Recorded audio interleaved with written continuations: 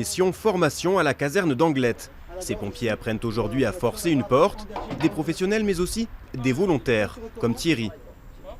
Depuis 34 ans à Cambo, il enchaîne les tours de garde et les astreintes. Un week-end par mois, c'est-à-dire on prend l'astreinte le vendredi soir à 19 h jusqu'au lundi matin 6 h, 24 h sur 24.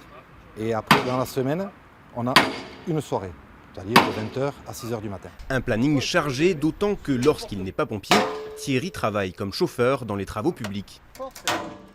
Jeudi dernier, on a été appelé à 1 h du matin. On a fini à 7 h du matin. À 7 h du matin, rentrer à la maison, se doucher et partir au boulot. Pompier volontaire, un rôle qui ne fait plus rêver, à moins d'en avoir la vocation, comme Julien. Son père est pompier, comme son grand-père avant lui. Une vocation ancestrale qui nécessite des sacrifices, mais le jeu en vaut la chandelle. C'est ce que j'aime, donc pour moi il n'y a pas de souci. Et puis même pour les amis ou la copine, c'est un rythme à prendre, après ça se fait tout seul, on s'habitue. 1800 pompiers volontaires sont engagés sur les Pyrénées-Atlantiques. C'est trop peu selon la Chambre régionale des comptes qui en voudrait 400 de plus. Mais le SDIS 64 peine à recruter, notamment en zone rurale.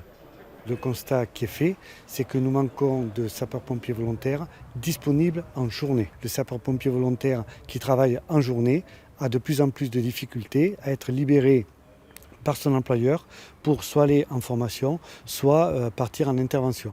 À Hurte, Cambo, Asparin ou encore Baïgori, avis aux sportifs mais surtout aux personnes soucieuses du service public, les pompiers ont besoin de volontaires.